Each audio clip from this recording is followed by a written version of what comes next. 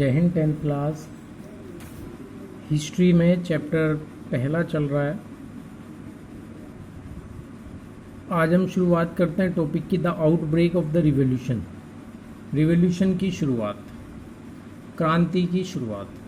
Outbreak of revolution, क्रांति की शुरुआत। Louis 16th had to increase taxes for reason you have learned in the previous section। पिछले chapter के शुरुआत में आप पढ़ चुके हैं कि लुइस 16th ने टैक्सेस इंक्रीज कर दिए थे। कारण भी आपको पता है क्यों इंक्रीज किए थे। How do you think he could have gone about doing this. क्या आप सोच सकते हैं कि उसने ऐसा कैसे किया होगा। In France of the old regime the monarch did not have the power to impose tax according to his will alone. प्राचीन राजतंत्र के तहत फ्रांसीसी सम्राट अपनी मर्जी से कर नहीं लगा सकते थे, अपनी मर्जी से कर नहीं लगा सकते थे। Rather then he had to call, इसके लिए उसे स्टेट्स जनरल प्रतिनिधि सभा की बैठक बुलाकर नए करों के अपने प्रस्तावों पर मंजूरी लेनी पड़ती थी। स्टेट्स जनरल से परमिशन लेनी पड़ती थी, which would then pass his proposal for new taxes. State General के एक राजनीतिक संस्था थे जिसमें तीनों स्टेट अपने अपने प्रतिनिधि भेजते थे। The State General was a political body to which the three states sent their representatives. However, the monarch alone could decide when to call a meeting of this body. The last time it was done was in 1614. State general एक राजनीतिक संस्था थी जिसमें तीनों state अपने अपने प्रतिनिधि भेजते थे, लेकिन सम्राट ही यह निर्णय करता था कि इस संस्था की बैठक कब बुलाई जाए। इसकी अंतिम बैठक सन 1614 में बुलाई गई थी। इसकी अंतिम बैठक सन 1614 में बुलाई गई थी। On 5 May 1789, Louis XVI called together an assembly of the States General to pass proposal for new taxes. A resplendent hall in Versailles was prepared to host the delegates. The first and second states sent 300 representatives each, who were seated in row facing each other two sides, while the 600 members of the third states had to stand at the back. The third state was represented by its more prosperous and educated members. Peasants, artisans, and women were denied entry to the assembly. However, their grievances and demands were listed in some 40,000 letters, which the representatives had brought with them. फ्रांसीसी सम्राट Louis 16th ने 5 मई 1789 में नए करों के प्रस्ताव के लिए अनुमोदन के लिए स्टेट्स जनरल की बैठक बुलाई। प्रतिनिधियों की मेजबानी के लिए वर्सिया का एक शानदार भवन को सजाया गया। पहले और दूसरे स्टेट ने एक बैठक में अपने 300 प्रतिनिधि भेजे जो आमने सामने की कतारों में बैठे गए। तीसरे स्टेट के 600 प्रतिनिधि उनके पीछे खड़े किए गए थे। तीसरे स्टेट का प्रतिनिधि इसके अपेक्षाकृत समृद्ध एवं शिक्षित वर्ग कर रहे थे।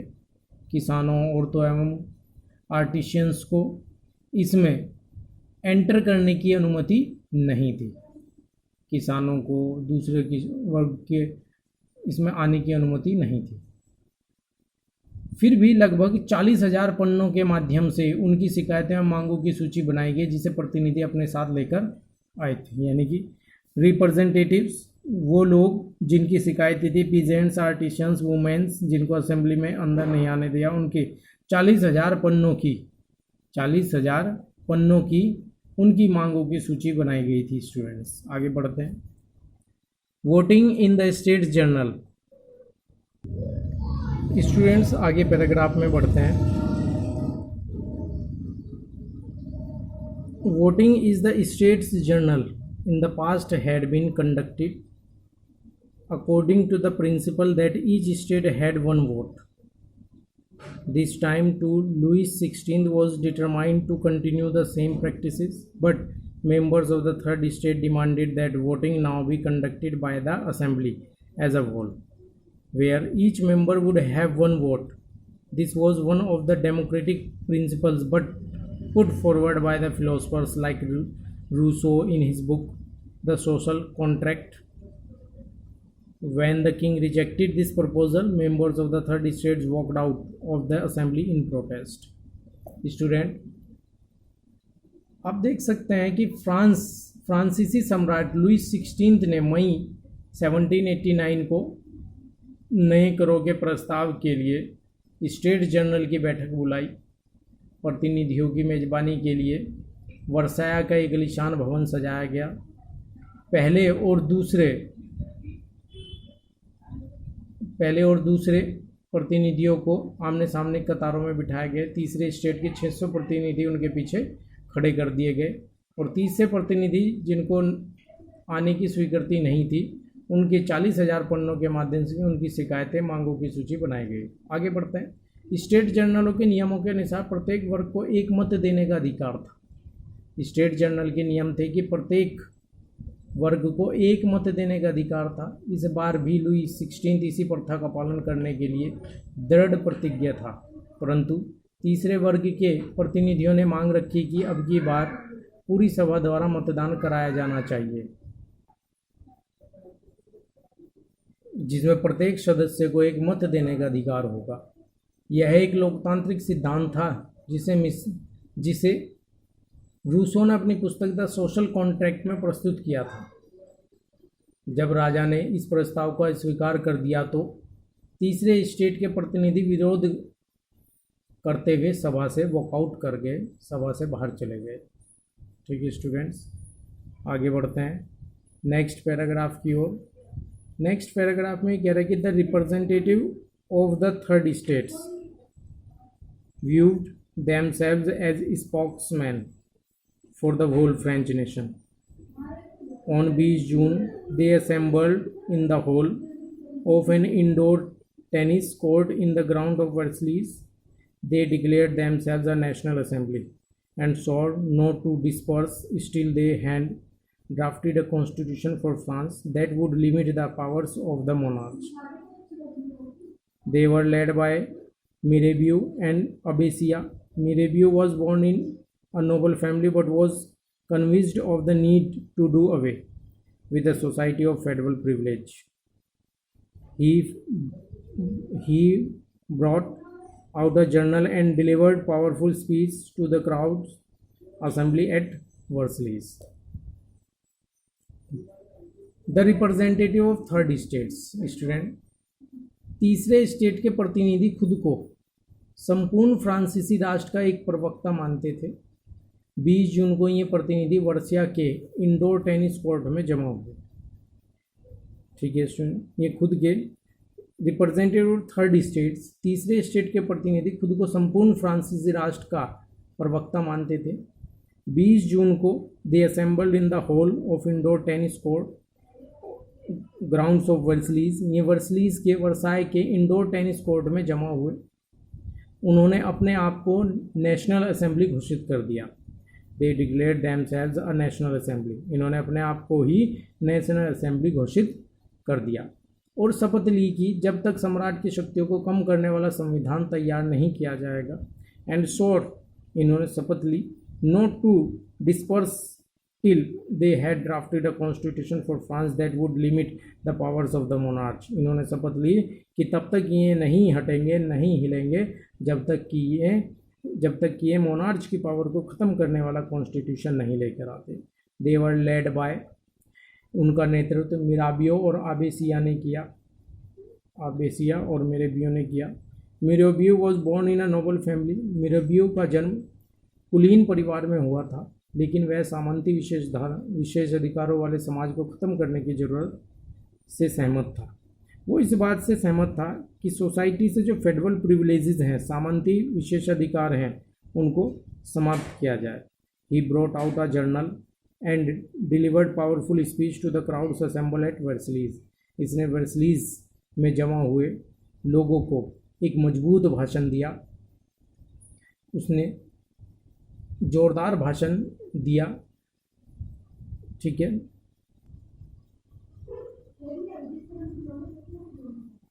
Abesias, originally a priest, wrote an influential pamphlet called "What is the Third State?" ठीक है स्टूडेंट्स,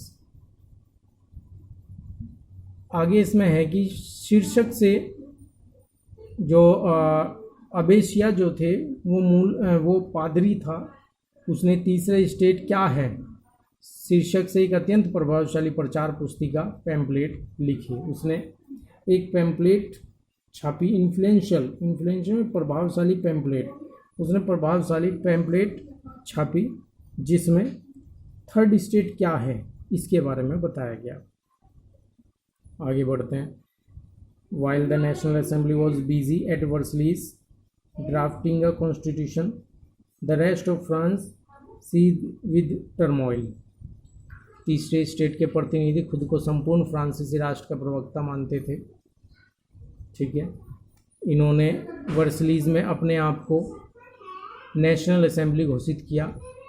नेशनल असेंबली घोषित करने के बाद इनको अबेसिया और मिरेबियो के द्वारा लीड किया गया, और फिर अबेसिया ने अपनी एक इन्फ्लुएंशियल किताब लिखी, थर्ड स्टेट क्या है, ठीक है। आगे बढ़ते हैं। While the national assembly was busy at Versailles, जिस वक्त नेशनल असेंबली संविधान का प्रारूप तैयार करने में व्यस्त थी, national assemblies of Versailles drafting a constitution, the rest of France seized with turmoil,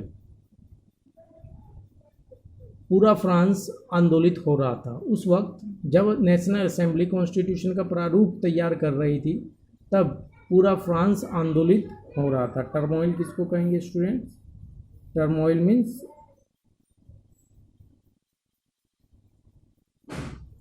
आंदोलित, पूरा फ्रांस आंदोलित हो रहा था। A severe winter had meant a bad harvest, the price of bread rose, often bakers exploited the situation and hoarded supplies। इस तरह से कड़ाके की ठंड के कारण फसल बेकार हो गई, रोटियों की कीमतें आसमान छू रही थी, ब्रेड की कीमतें आसमान छू रही थी। जो बेकरी मालिक थे उन्होंने इस स्थिति का फ़ायदा उठाया और उन्होंने होर्डिंग करना शुरू कर दिया। नंबर 2 स्टूडेंट्स, होर्डिड मीन जमाखोरी,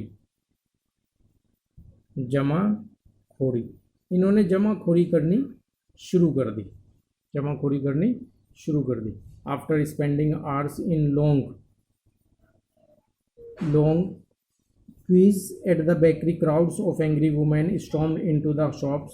At the same time, the king ordered troops to move into Paris. On 14 July, the agitated crowd stormed and destroyed the Bastille.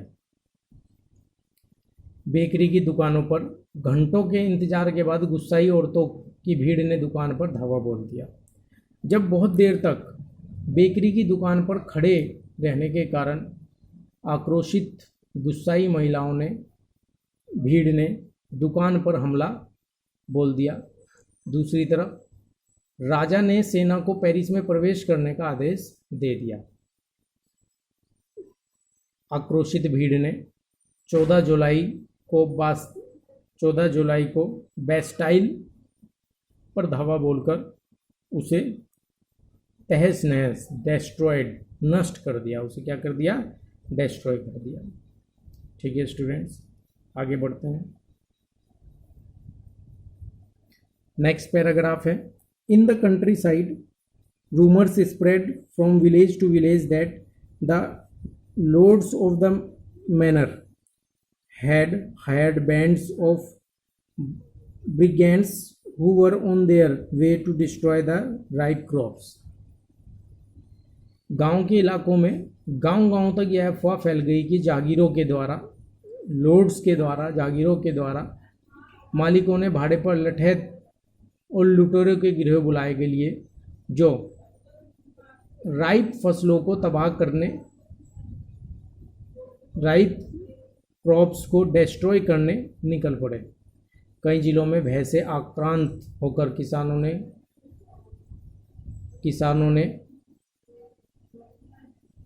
किसानों ने किलों के ऊपर अपने हथियारों के द्वारा, अपने टूल्स के द्वारा हमला करना शुरू कर दिया। ठीक है, ग्रामीण किलों के ऊपर, इसको कहेंगे स्टूडेंट्स नंबर 3, किलों के ऊपर हमला करना शुरू कर दिया। They looted hoarded grains and burn down documents containing records of manual dues. इन्होंने जमाखोरी में रखे हुए अनाज को चुरा लिया। बर्न डाउन डॉक्यूमेंट्स, उन अभिलेखों को जला दिया जिसमें रिकॉर्ड्स, उनके ड्यूज से संबंधित रिकॉर्ड्स थे। A large number of nobles fled from their homes. Many of them migrate to neighboring countries. सभी दस्तावेजों को जलाने के बाद नोबल्स, बड़ी संख्या में नोबल्स अपने घर घराना छोड़कर, अपने जागीरें छोड़कर भाग गए। बहुत ने तो पड़ोसी देशों में जाकर शरण ले ली, बहुत से पड़ोसी देशों में जाकर छुप गए। ठीक है स्टूडेंट्स, आगे पैराग्राफ में चलते हैं। Faced with the power of his revolting subjects, Louis XVI finally accorded recognition to the National Assembly and accepted the principle that his power would from now on be checked by a constitution. On the night of 4 August 1789, the Assembly passed a decree abolishing the federal system of obligation and taxes. Members of the clergy too were forced to give up their privilege. Tithes were abolished and lands owned by the church were confiscated. As a result, the government acquired assets worth at least 2 billion livres. अपनी विद्रोही प्रजा की शक्ति का अनुमान करके Lewis 16 ने जब देखा कि लोगों में बहुत गुस्सा है, आक्रोश है, इस बात का अनुमान लगाकर नेशनल असेंबली को मान्यता दे दी। लुईस 16 ने नेशनल असेंबली को मान्यता दे दी और यह भी मान लिया कि उसकी सत्ता पर अब से संविधान का अंकुश होगा, यानी कि अब उसकी सत्ता कॉन्स्टिट्यूशन के हिसाब से चलेगी। 4 अगस्त 1789 में the assembly passed a decree abolishing. 4 अगस्त 1789 की रात को असेंबली ने करों, कर्तव्यों और बंधनों वाली सामंती व्यवस्था को ख़त्म कर दिया, ख़त्म करने का आदेश पारित किया। पादरी वर्ग के लोगों को भी अपने विशेष अधिकारों को छोड़ देने के लिए विवश किया। पादरी लोगों ने भी अपने अधिकारों को छोड़ दिया।